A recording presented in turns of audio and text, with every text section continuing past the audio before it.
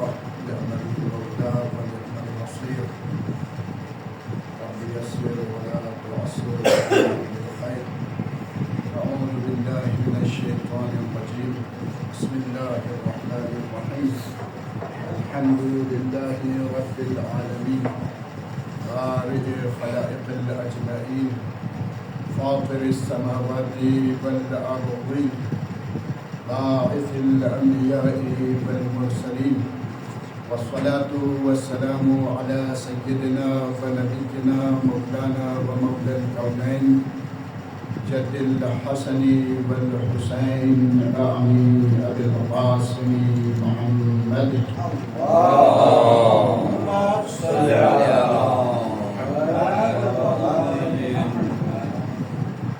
وآله الطيبين الطاهرين ولعنة الله على أعدائهم أجمعين.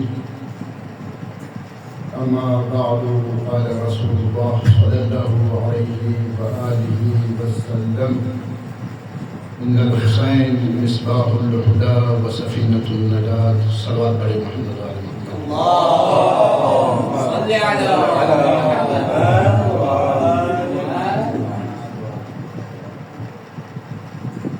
ماہ محرم ماہ مقدس ہے، استجابت دعا کا مہینہ ہے.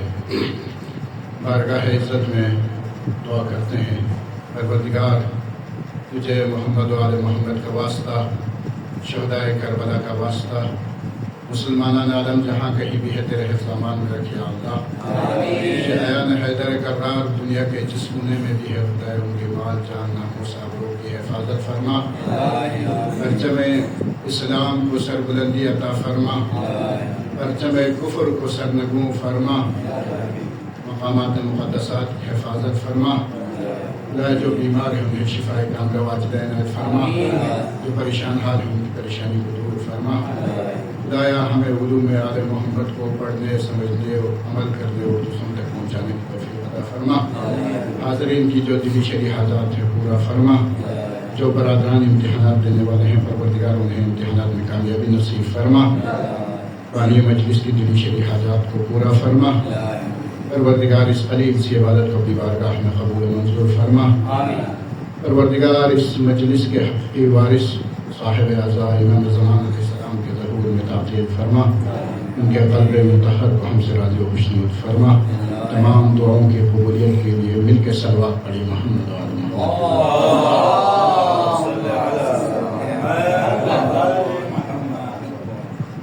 عزیزان گرامی، جس حدیث کو سرنامہ سخن قرار دیا اس میں ختمی مرتبہ امام حسین علیہ السلام کی عظمت کو بیان کرتے ہوئے یہ ارشاد فرما رہا ہے کہ ان الحسین مصباح الہدی و سفینۃ النجات.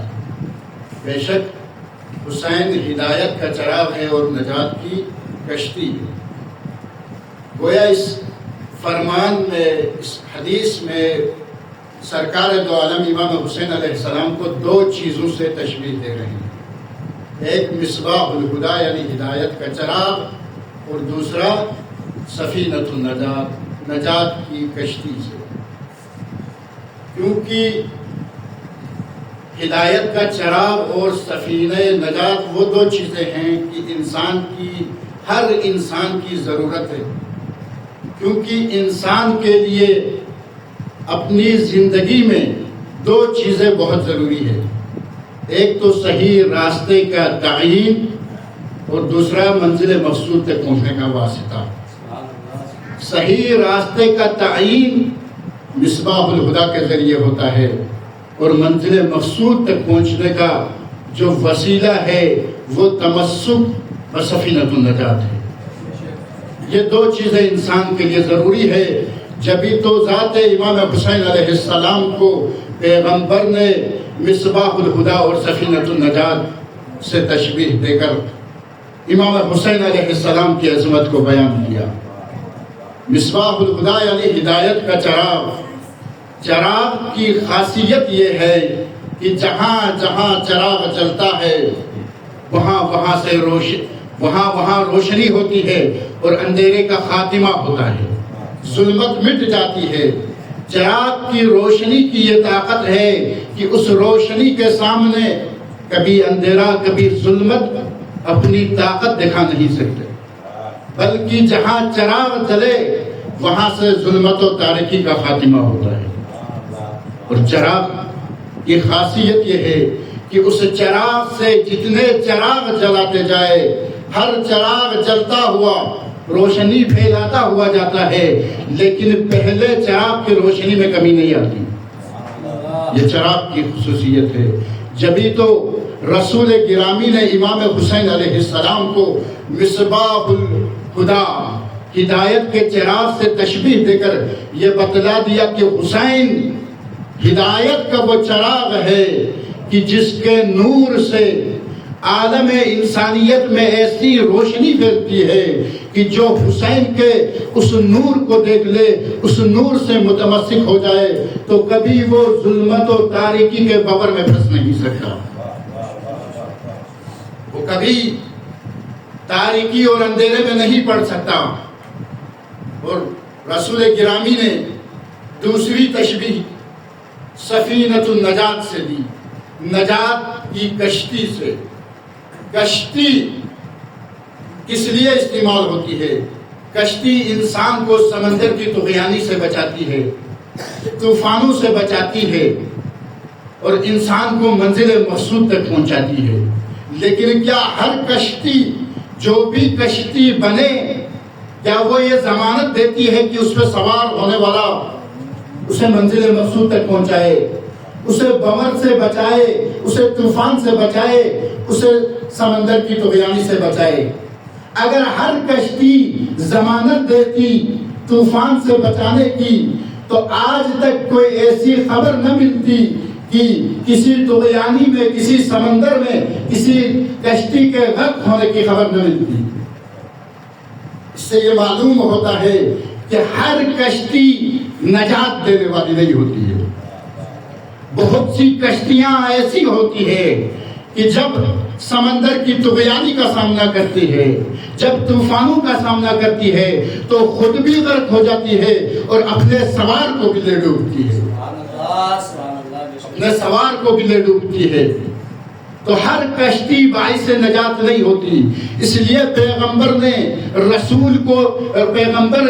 حسین کو سفینہ نہیں کہا بلکہ سفینۃ النجات کہہ کے یہ ضمانت دی کہ جو حسین سے متمسک ہو تو اس کی نجات کی گارنٹی میں صادق و امین رسول دے رہا ہوں کہ جو حسین سے تمسک کرے، جو حسین سے جڑ جائے تو دنیا میں کسی قسم کا بھی طوفان آ جائے، کسی قسم کی طغیانی اس کی زندگی میں آ جائے تو وہ ساحل نجات پہ پہنچ جائے گا۔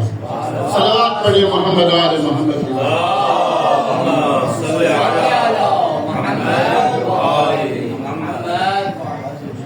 لیکن نجات پانے کے لیے صرف اس کشتی کی اہمیت کو سمجھنا، اسے کشتی نجات ماننا یا اس کشتی کی طرف دیکھنا اس انسان کو نجات نہیں دیتی، بلکہ جب تک اس کشتی میں سوار نہ ہو وہ انسان ساحل نجات تک نہیں پہنچتا۔ اس کی مثال ہمارے پاس تاریخ میں موجود ہے۔ اکثر علماء مجالس میں بیان کرتے ہیں حضرت نوح کی کشتی کے بارے میں۔ نوح کی کشتی میں ہر اس فرد نے، ہر اس انسان نے، ہر اس جانور نے، ہر اس چرند و پرند نے، ہر حشرات نے نجات پائی جو سفینہ نوح میں سوار ہوئے۔ لیکن جس نے نوح کی کشتی سے منہ موڑا، چاہے وہ اپنا بیٹا ہی کیوں نہ ہو، وہ طوفان کی زد میں آ کے غرق ہو گیا۔ بس نجات پانا ہے تو سفینہ نوح پہ سوار، سفینہ حسین میں سوار ہونا ہوگا، سفینۃ النجات میں سوار ہونا ہوگا۔ اگر اس کشتی سے منہ موڑے، سفینہ نجات سے منہ موڑے تو پھر وہ دنیا و آخرت کی ذلت و رسوائی میں غرق ہو جاتا ہے۔ پھر وہ کبھی منزل مقصود تک نہیں پہنچ سکتا۔ تاریخ ہمارے پاس بہت ساری ایسی مثالیں پیش کرتی ہے، بہت سارے ایسے شواہد ہیں کہ جنہوں نے مصباح الہدا سے سفینۃ النجات سے تمسک چھوڑ دیا اور ہمیشہ کے لیے ذلت و رسوا ہو گئے۔ صلوات پڑھے محمد و آل محمد کی ذات میں۔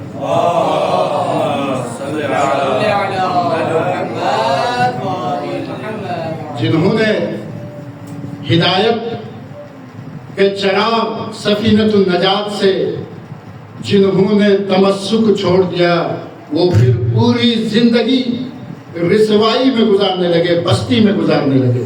بہت سارے لوگ ملیں گے، ان میں سے ایک جس کا تاریخ نے نام ذکر کیا ہے عبداللہ بن عمر ہے۔ یہ وہ فرق ہے کہ جب مولا کائنات علیہ السلام کو مسلمانوں نے اصرار کر کے زمام خلافت تھامنے کے لیے کہا اور امام علیہ السلام نے خلافت ظاہری کو سنبھال لیا، تو لوگ امام علیہ السلام کی بیعت کے لیے گئے۔ تو 7 افراد ایسے تھے جنہوں نے امام کی بیعت نہیں کی۔ ان میں سے ایک فرد یہ عبداللہ بن عمر تھا کہ جنہوں نے امام حق امام مبین کی بیعت نہیں کی۔ صلوات پڑھے محمد و آل محمد۔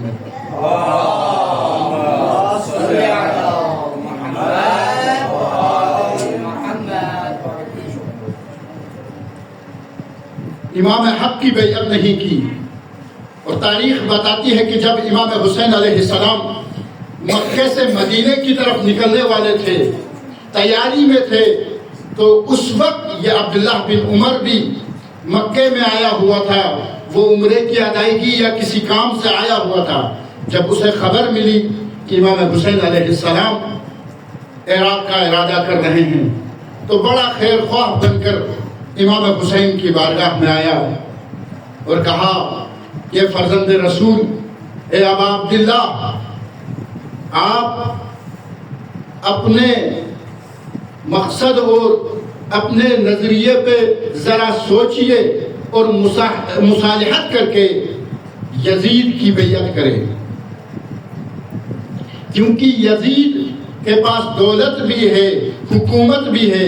اگر یزید کی مخالفت کرے تو مارے جاؤ گے اور مسلمان بھی مارے جائیں گے۔ پھر اس کے بعد وہ پیغمبر کی حدیث نقل کرتے ہوئے کہتا ہے کہ میں نے رسول سے سنا ہے کہ حسین مارے جائیں گے، اور جو حسین کے ساتھ نہ دے، حسین کی نصرت نہ کرے، وہ ذلیل اور رسوا ہو جائے گا۔ دیکھیے، خود پیغمبر کی حدیث بھی بیان کر رہا ہے، حسین سے نصرت نہ کرنے والوں کا انجام بھی بتا رہا ہے، لیکن پھر اس کے باوجود بھی سفینہ نجات سے متمسک نہیں ہو رہا، بلکہ امام حسین سے کہہ رہا ہے کہ آؤ یزید کی مخالفت نہ کرو، میں مشورہ دیتا ہوں کہ یزید کی بیعت کرو تاکہ مسلمانوں کا خون بھی محفوظ ہو، آپ بھی صحیح و سالم ہو، اور جب معاشرے میں کوئی ایسا ماحول بن جائے تو پھر اپنی تبلیغ کر لینا۔ جب اس شخص نے، عبداللہ بن عمر نے، سفینۃ النجات سے منہ موڑا تو اس کی ایسی حالت ہو گئی، وہ اتنا ذلیل و پست ہو گیا۔ تاریخ بیان کرتی ہے کہ یزید کے بعد جب حجاج بن یوسف کا دور آیا، جب حجاج بن یوسف ایک رات مدینے آیا تو یہ دوڑتا ہوا حجاج کے پاس آیا۔ حجاج نے کہا خیریت تو ہے، صبح آ جاتے کوئی کام ہوتا، رات کے اس پہر آنے کی کیا ضرورت ہے؟ تو اس نے حدیث بیان کی پیغمبر کی کہ من مات ولم یعرف امام زمانہ مات میتۃ جاہلیہ، کیونکہ اہل سنت کے نزدیک ہر زمانے کا حاکم ان کا امام ہوتا ہے۔ تو اس نے یہ حدیث پیش کر کے کہا کہ مجھے معلوم نہیں کہ آج رات میں زندہ رہتا یا نہ رہتا، اگر موت آ جاتی تو میں جاہلیت کی موت مر جاتا، اس ڈر سے آپ کی بیعت کرنے کے لیے آیا ہوں، آپ کی بیعت کرنے کے لیے آیا ہوں، لہٰذا آپ اپنا ہاتھ آگے کیجئے، میں آپ کی بیعت کروں اور جاہلیت کی موت سے نجات پاؤں، میں جاہلیت کی موت سے نجات پاؤں۔ اب اس کے مزاج سے حجاج بن یوسف واقف تھا کہ جو حدیث پیغمبر کی سنائے لیکن نہ وہ علی کا ہو سکا نہ وہ حسین کا ہو سکا، تو یہ میرا کیا ہو سکے گا؟ اس کی نفسیات کو جانتا تھا، دست آگے نہیں کیا بلکہ وہ لیٹا ہوا تھا، لحاف ہٹا کر پیر آگے کر کے کہا کہ اس پہ ہاتھ رکھ کے بیعت کرو۔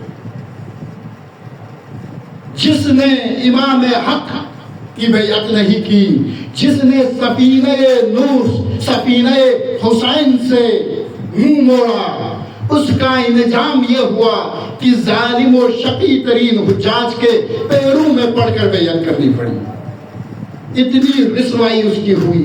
بس جو امام حق سے، الہی رہبر سے اگر کوئی اپنا رشتہ توڑ دیتا ہے تو اس کی قسمت میں ذلت اور رسوائی کے علاوہ کچھ نہیں آتی۔ اور آپ نے آج کے دور کے تاریخ سے بھی مشاہدہ کیا کہ جن قوموں نے، جن امتوں نے، جن اسلامی ممالک نے سفینۃ النجات سے منہ موڑا، جنہوں نے الہی رہبر کو اپنا آئیڈیل نہیں مانا، ان کے پاس بہادر فوج ہونے کے باوجود، معیشت کے ذخائر ہونے کے باوجود، ٹیکنالوجی ہونے کے باوجود، کائنات کے پست اور ذلیل ترین انسان ٹرمپ اور نیتنیاہو جیسے لوگوں کی چاپلوسی کرنے اور ان کے تلوے چاڑنے پر مجبور ہوتے ہوئے نظر آتے ہیں۔ یہ سفینۃ النجات سے منہ موڑنے کا، الہی رہبر سے منہ موڑنے کا انجام یہ ہوتا ہے کہ وہ دنیا میں پست و ذلیل ہوتے ہیں، کبھی ان کی عزت نہیں ہوتی، کبھی ان کی توقیر نہیں ہوتی، بلکہ ان کے مقدر میں رسوائی لکھی جاتی ہے۔ صلوات پڑھے محمد و آل محمد۔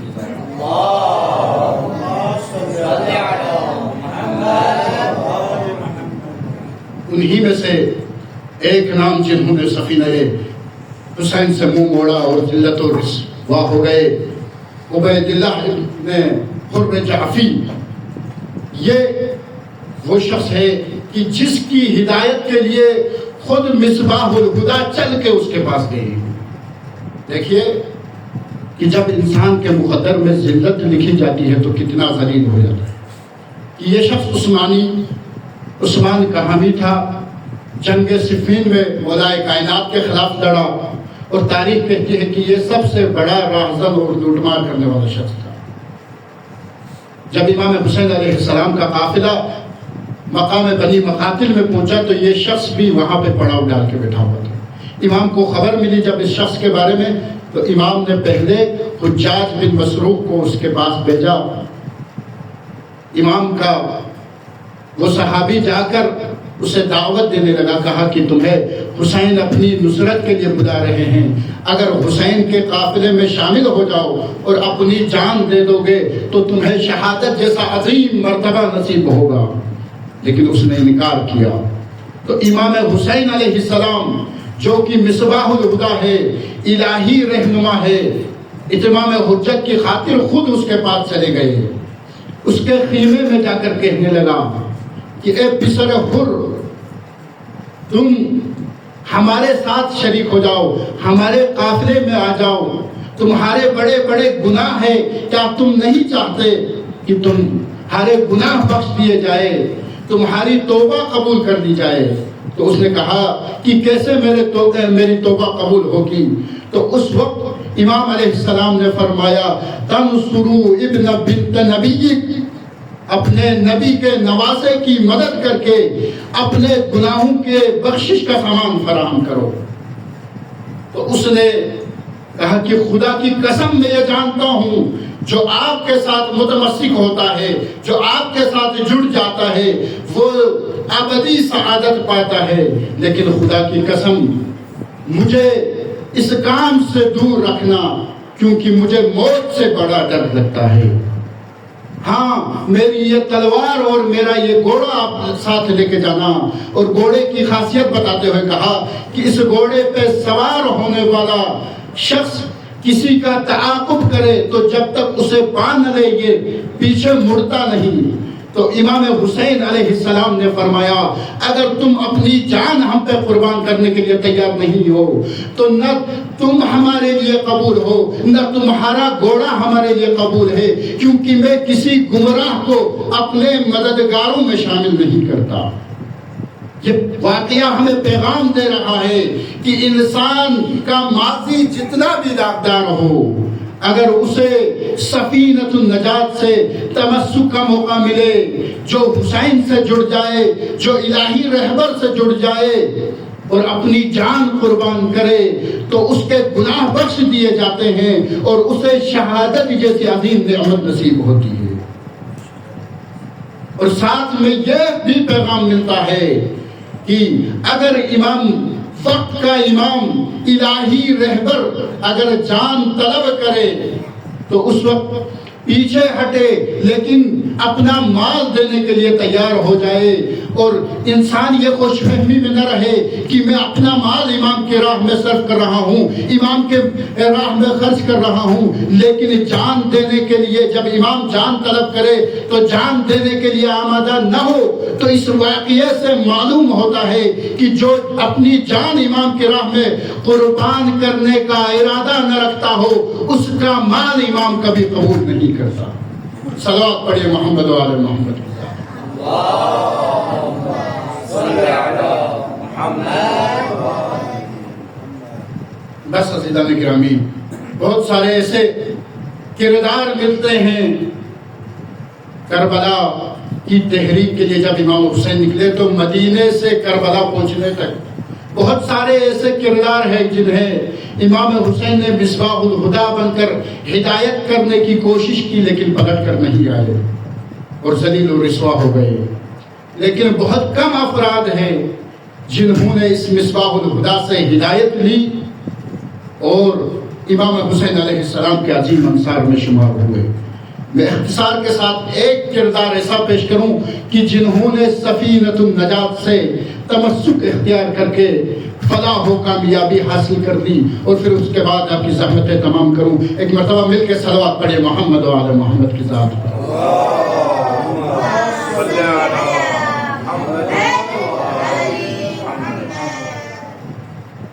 تاریخ بیان کرتی ہے کہ جب امام حسین علیہ السلام مکے سے عراق کے سفر میں تھے، عراق کے قریب پہنچنے والے تھے، تو ایک ایسی جگہ پر امام نے پڑھاؤ ڈالا تو اس وقت ایک شخص جس کا نام ہے زہیر بن قین، یہ عثمان کا ماننے والا تھا، حج کے ارادے سے مکے آیا ہوا تھا اپنے عزیز و اقارب کے ساتھ۔ یہ شخص بھی حج کا اعمال انجام دینے کے بعد پلٹ کے اپنے گھر کی طرف جا رہا تھا، اور راستے میں اس کوشش میں رہتا تھا، اس تگ و دو میں رہتا تھا کہ کہیں میرا سامنا حسین ابن علی کے ساتھ نہ ہو، لہذا کوشش یہ کرتا تھا کہ اپنا خیمہ کسی ایسی جگہ میں لگے کہ جس سے امام حسین کا سامنا کرنا نہ پڑے۔ اس طرح وہ منزل بہ منزل چلتا رہا۔ ایک مقام ایسا آیا کربلا کے قریب کہ جہاں پر یہ شخص خیمہ ڈال کے پڑاؤ کرتا ہے اور امام حسین علیہ السلام بھی رک جاتے ہیں۔ اور امام حسین علیہ السلام کو جب یہ خبر ملی کہ زہیر بن قین بھی یہاں قریب میں قیام پذیر ہے، تو امام علیہ السلام نے اپنے صحابی کے ذریعے اسے پیغام بھیجا کہ اسے بلاؤ، اسے دعوت دو ہمارے قافلے میں شامل ہونے کی۔ امام کا صحابی چلا گیا اور دعوت دی امام حسین علیہ السلام کی، تو وہ آمادہ نہیں تھا، لیکن اس کی بیوی نے اسے کہا کہ اے زہیر بن قین، ایسا خوش نصیب موقع، ایسا باسعادت موقع دوبارہ نصیب نہیں ہوگا۔ فرزند زہرا نواسۂ رسول تمہیں بلا رہا ہے، تم چلے جاؤ۔ جو ہی اس کی بیوی نے مشورہ دیا تو اس کا ضمیر جاگنے لگا، بیدار ہو گیا، اور آ کر امام حسین علیہ السلام کے قافلے میں شامل ہوا، امام حسین علیہ السلام کے ان افراد میں شامل ہوا، اور فلاح و کامیابی کی وہ منزلیں دیکھی کہ جن کو پانے کی تمنا کے لیے آج پورے عاشقان حسین جب بھی حسین کی زیارت کرتے ہیں تو ایسے مرتبے کی خواہش اور طلب کرتے ہوئے کہتے ہیں کہ یا لیتنی کنت معکم فافوز معکم، یعنی اگر ہم بھی کربلا میں ہوتے تو اس جیسا عظیم مقام پا لیتے۔ یعنی ایک پل میں زہیر بن قین نے ہدایت کے اس سفینے کے ساتھ تمسک کر کے اس منزل پر پہنچے کہ جہاں پر لوگ ابا عبداللہ الحسین پر السلام علی الحسین کہہ کے سلام بھیجتے ہیں، وہاں پر وعلی اصحاب الحسین کہہ کر زہیر بن قیب پر اور دیگر صحابی پر بھی سلام بھیجتے ہیں۔ یہ مرتبہ کیسے ملا؟ یہ مرتبہ حسین ابن علی سے جڑنے پر، کربلا والوں سے جڑنے کی وجہ سے یہ عظیم مرتبہ ملا۔ بس عزیزان گرامی، بات کربلا کی آئی تو میں گفتگو کو یہیں پہ روکتا ہوں اور مصائب کے 2 جملے عرض کر کے آپ کی خدمتیں تمام کرتا ہوں۔ آج 2 محرم ہے اور 2 محرم کو حسین کا قافلہ چلتے چلتے زمین کربلا میں داخل ہوتا ہے۔ حسین کی سواری کا پہلا قدم زمین کربلا پہ رکھنا تھا، اب دوسرا قدم حسین کی سواری سے اٹھایا نہیں جا رہا۔ ایک مرتبہ حسین نے عباس سے کہا، حسین اس گھوڑے کو بدل لو، دوسرا گھوڑا دے دو۔ تاریخ کہتی ہے 7 گھوڑے حسین نے بدل لیے، لیکن کسی سواری نے آگے بڑھنے سے انکار کر دیا۔ جب یہ عالم دیکھا تو حسین نے عباس سے کہا، عباس آس پاس میں کوئی قبیلہ رہتا ہے تو ان کے افراد کو میرے پاس بلا دیجئے۔ عباس نے وہی پڑوس میں نہر فرات کے قریب بنی اسد کا قبیلہ رہتا تھا، ان کے لوگوں کو بلایا۔ جب وہ لوگ آئے تو امام حسین علیہ السلام نے پوچھا کہ اس سرزمین کا نام کیا ہے؟ تو انہوں نے کہا کہ اس سرزمین کو شط الفرات کہا جاتا ہے۔ امام علیہ السلام نے پوچھا کیا اس زمین کا کوئی اور نام بھی ہے؟ تو امام علیہ السلام سے انہوں نے کہا اسے غادریہ بھی کہتے ہیں۔ امام نے کہا کیا کوئی اور نام بھی ہے؟ بعض کتابیں کہتی ہیں کہ انہوں نے کہا کہ اسے نینوا بھی کہتے ہیں۔ امام حسین علیہ السلام نے کہا کیا کوئی بزرگ ایسا ہے جو اس کا کوئی اور نام بھی بتا سکے؟ اتنے میں ایک ضعیف العمر شخص نے کہا کہ ہم نے اپنے بڑوں سے سنا ہے کہ اس زمین کو کربو بلا بھی کہتے ہیں۔ کرب و بلا، کرب و بلا کا نام سننا تھا۔ حسین نے عباس سے کہا عباس ہماری منزل آ گئی، مستورات کو اتارو، بچوں کو اتارو اور خیمے لگاؤ، اب یہیں پہ ہماری آخری منزل ہوگی۔ عزادارو، بس جب خیمے تیار ہونے لگے اور بچوں کو اتارا گیا، بنی اسد کے لوگوں سے مخاطب ہو کر امام حسین نے کہا کہ میں یہ زمین خریدنا چاہتا ہوں، لیکن بنی اسد کے لوگوں نے کہا کہ آپ اس زمین کو خرید کے کیا کریں گے؟ آپ جب تک رہیں ہمارے مہمان بن کے رہے۔ حسین نے کہا میں اس زمین پہ مہمان بن کے نہیں بلکہ ہمیشہ کے لیے رہنے آیا ہوں۔ المختصر زمین خریدنے کے بعد امام نے انہی بنی اسد کے لوگوں کو 3 شرائط کے ساتھ حبا کرنا چاہا۔ عزیزو 3 شرائط امام نے پیش کی۔ کہا بنی اسد کے لوگوں، جب کوئی میرا زائر حسین ابن علی کی قبر ڈھونڈ کر آئے تو حسین غریب کے قبر کا نشان دکھا دینا، اجرکم اللہ۔ دوسری شرط یہ ہے جب کوئی میرا زائر مجھ پہ سلام کرنے آئے تو اسے 3 دن تک اپنا مہمان بنانا، اور تیسری شرط یہ ہے کہ جب روز عاشور فوج اشقیاء چلے جائے تو ہمارے بے گور لاشوں کو دفنا دینا۔ یہ 3 شرائط پیش کی اور حسین نے زمین کربلا بنی اسد کے لوگوں کے حوالے کر دیا۔ عزادارو، جب یہ شرائط پیش کرنے کے بعد بنی اسد کے لوگ جانا چاہا تو لوگوں سے کہا کہ اے بنی اسد کے لوگوں، جب عاشور کے بعد ہماری لاشیں بے گور و کفن پڑے رہے تو تم مزدوری کے بہانے آ جانا اور ہماری لاشوں کو دفنا لینا۔ پھر کہا ہے بنی اسد کے لوگوں، اپنی خواتین کو ہمارے پاس بلاؤ۔ جب خواتین بنی اسد کی آئی تو امام علیہ السلام نے کہا کہ بنی اسد کی خواتین اگر تمہارے مرد فوج اشقیاء سے ڈر کر ہمیں دفنا نہ سکے تو تم پانی کے بہانے آ جانا اور ہماری لاشوں کو دفن کرنا، اجرکم علی اللہ۔ پھر بنی اسد کی خواتین سے مخاطب کر کے امام نے کہا کہ جاؤ اپنے بچوں کو میرے پاس بھیجو۔ بنی اسد کے بچے عبداللہ الحسین کی خدمت میں آتے ہیں، بڑے پیار سے بچوں سے مخاطب ہو کر سید الشہداء امام حسین فرماتے ہیں کہ بنی اسد کے بچوں، روز عاشور اگر تمہارے بزرگ ہمیں اشقیاء کے خوف سے دفنا نہ سکے، تمہاری خواتین ہمیں دفنا نہ سکے تو تم کھیلو کود کے بہانے آ جانا، ہمارے بے گور لاشوں پہ ایک ایک مٹی ڈال دینا، سلام ہو غربت حسین پر۔ اور جس کی ایک تمنا میں جنت سے لباس آتا تھا، آج کس غربت کا عالم ہے کہ بنی اسد کے بچوں کے سامنے یہ گزارش کر رہے ہیں کہ روز عاشور کھیل کے بہانے آ جانا، ہمارے بے گور لاشوں پہ مٹی ڈال دینا، اجرکم علی اللہ۔